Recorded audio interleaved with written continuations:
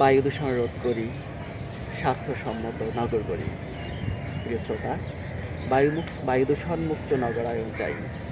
এই অনুষ্ঠানটি আপনারা পৃথিবীর যে যে প্রান্ত থেকে দেখছেন সবাইকে একরাশ তৃতীয় শুভেচ্ছা জানিয়ে শুরু করছি আমি মোহাম্মদ রিয়াজুল রেজা। প্রিয় দর্শক, চলুন আমরা মূল অনুষ্ঠানে ফিরে যাই। হ্যাঁ দর্শক, আপনারা জেনে খুশি হবেন যে আজকে আমাদের এই অনুষ্ঠানে আমাদের সঙ্গে স্টুডিওতে রয়েছেন তরুণ প্রজন্মের কবি এবং লেখক এবং পরিবেশ বিজ্ঞান ও অর্থনীতি গবেষক মোহাম্মদ মনিরুল ইসলাম। চলুন আমরা স্যারের থেকে কুশলতি বিনিময় করি। আসসালামু আলাইকুম স্যার। স্যার, আপনি কেমন আছেন? ওয়ালাইকুম আসসালাম। আমি খুব ভালো আছি।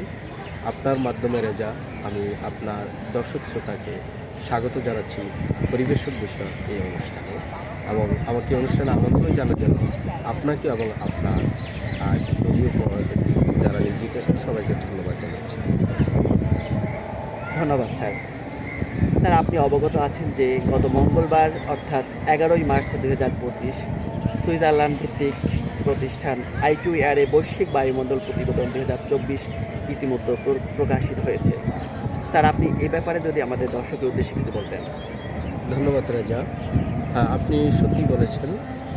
সুইজারল্যান্ড ভিত্তিক প্রতিষ্ঠান IQAir ইতিমধ্যে বৈশ্বিক বায়ুমান প্রতিবেদন 2024 প্রকাশ করেছেন।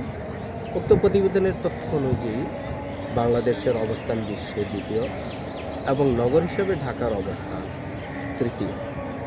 সুতরাং উক্ত বিষয়টিকে আমরা যদি সার্বিকভাবে মূল্যায়ন করতে যাই তাহলে দেখতে পাই যে দেশ হিসাবে আমরা গত বছরের তুলনায় এই বছর অর্থাৎ 2024 ডিসেম্বর ভিত্তিক প্রতিবেদন অনুযায়ী আমাদের অবস্থান অনেকটা অবনতি ঘটেছে। আর আমরা ঢাকা এবং দেশের অন্যান্য অঞ্চলের সাথে বায়ুমানের একটা তুলনা করলে যেই তারতম্য পরিলক্ষিত হতো, এই প্রতিবেদন অনুযায়ী সেই তারতম্যটুকু আর পরিলক্ষিত হচ্ছে না।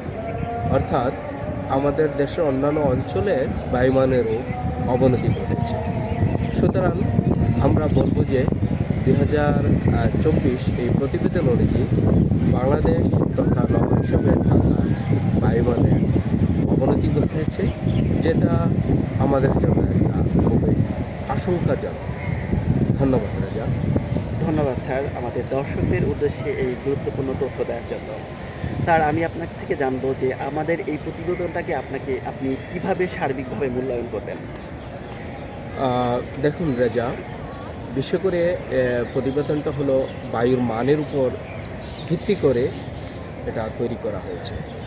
সুতরাং আমরা যদি ইয়ার টু ইয়ার ট্রেন্ড অ্যানালাইসিস করি তাহলে আমাদের বায়ুমানের গুণগত মান এটা খারাপ হয়েছে বলবো, অর্থাৎ খারাপ থেকে খারাপতর হয়েছে। সো আমি বলবো যে এই প্রতিবেদনটা আমাদের জন্য খুবই একটা ঋণাত্মক ইঙ্গিত বহন করে। অর্থাৎ আমরা যদি এখনই বায়ুমানের উত্তরণের জন্য অর্থাৎ বায়ুমানের উন্নয়নের জন্য যদি ভূমিকা না নিই তাহলে এই জিনিসটি আমাদের জন্য আরও ভয়াবহ চিত্র তুলে ধরবে। আপনি নিশ্চয়ই বুঝতে পারছেন, বৈশ্বিক বায়ুমান প্রতিবেদন 2024 এর একটা বাস্তব চিত্র তুলে ধরেছে। সুতরাং আমি বলবো যে এই অর্থাৎ প্রতিবেদনটি খুব একটা তাৎপর্যপূর্ণ ভূমিকা অর্থাৎ বায়ুর পরিবর্তনের ক্ষেত্রে ভূমিকা রাখছে বলে আমি মনে করি না। কারণ আমাদের এই পরিবর্তন সামান্যতম। আমরা বায়ুমানের ইন্ডিকেটরগুলো আরও ভালোভাবে কাজ করতে হবে, যেন আমাদের ভবিষ্যৎ যেই প্রতিবেদনটি আসবে অর্থাৎ 2025 ডিসেম্বরের দিকে সেই প্রতিবেদন অনুযায়ী আমাদের বায়ুমানের আমরা একটা ভালো অবস্থানে উন্নয়ন করতে পেরেছি বা উত্তরায়ণ করতে পেরেছি বলে একটা প্রতিবেদন আমাদের বিশ্ব দরবারে প্রতিষ্ঠিত হয়। ধন্যবাদ। ধন্যবাদ স্যার। প্রিয় দর্শক, আপনাদের উদ্দেশ্যে আমি বলে থাকি যে আমাদের স্টুডিওতে এখন উপস্থিত রয়েছেন আমাদের সাথে যা মনিরুল ইসলাম স্যার, যার প্রতিবেদন আন্তর্জাতিক জার্নালে বহুবার প্রকাশিত হয়েছে। আমরা এমন একজন ব্যক্তির সাথে কথা বলছি। স্যার, আমি এখন আপনার থেকে শুনবো পরিবেশ, বন ও জলবায়ু পরিবর্তন উপদেষ্টা সৈয়দা রিজওয়ানা হাসান গত মঙ্গলবার প্রথম আলোকে এক সাক্ষাৎকার দিয়েছেন, সে সম্পর্কে আপনি কিছু বলবেন? ধন্যবাদ রাজা। একটা গুরুত্বপূর্ণ বিষয় আপনি আসলে দর্শকদের জন্য উপস্থাপন করছেন। এটা অত্যন্ত একটু আশাব্যঞ্জক যে আমাদের মাননীয় উপদেষ্টা সৈয়দা রিজওয়ানা হাসান চৌধুরী, যিনি বন, পরিবেশ ও জলবায়ু বিষয়ক উপদেষ্টা হিসেবে কাজ করছেন, তিনি প্রথম আলোকে বলেছেন যে আসলে আমরা 6 মাসের মধ্যে রাতারাতি বায়ুমানের একটা উন্নতি আমরা আশা করতে পারি না। এটা সত্যি। অর্থাৎ তিনি বোঝাতে চেয়েছেন যে এই বায়ুমানের উত্তরায়ণ ঘটানোর জন্য, অর্থাৎ গুণগত পরিবর্তনের জন্য আমাদেরকে ঠিক এখন থেকেই কাজ করতে হবে। এবং তিনি এটাও ব্যাখ্যা করে বলেছেন যে ওনারা এর জন্য অনেক পদক্ষেপ নিয়েছেন। বিশেষ করে ঢাকার আশেপাশে রোডগুলোর দুই পাশে যে খালি জায়গা রয়েছে, যে উন্মুক্ত জায়গা রয়েছে, তা সবুজ ঘাসে ঘাসে আচ্ছাদন দেওয়ার জন্য। অর্থাৎ তিনি বলেছেন যে আগামী শুষ্ক মৌসুমের আগেই ঢাকার আশেপাশের রোডগুলোর দুই পাশকে সবুজ ঘাসের মাধ্যমে আচ্ছাদিত করবেন। এর ফলে বায়ুতে অর্থাৎ আপনার ধুলার পরিমাণ কমে যাবে এবং যেটা রেজাল্টেন্টলি আমাদের বায়ুর কোয়ালিটি ডেভেলপ করবে এবং এই জিনিসটা খুবই আশাব্যঞ্জক। এবং সৈয়দা রিজওয়ানা চৌধুরী উনি আরও একটা কথা বলেছেন যে আপনি নিশ্চয়ই জানেন, যেটা আপনার মাধ্যমে আপনার দর্শক শ্রোতাকে আমি এটা জানাতে চাই, যে উনি বলেছেন যে 6 জন ম্যাজিস্ট্রেট নিয়ে প্রায় 6,500 ইটভাটা পরিদর্শন সম্ভব নয়। এ ব্যাপারে আপনি নিশ্চিত আমার সাথে একমত হবেন। এটা উনি সত্যিই বলেছেন এবং কথাটা খুবই যথার্থ। আসলে আমাদের 6 জন ম্যাজিস্ট্রেট দিয়ে সারা বাংলাদেশের ইটভাটাগুলোকে নজরদারিতে আনা সম্ভব নয়। তো এখানে আমাদের দক্ষ লোকবল এবং নিয়োগ করতে হবে এবং স্থানীয় প্রশাসন এবং যারা পরিবেশ বিষয়ে সংশ্লিষ্ট তাদের বলিষ্ঠ ভূমিকা থাকতে হবে। তাহলেই পরে আমাদের সার্বিকভাবে বায়ুমানের উন্নতির একটা আশা করা যায়।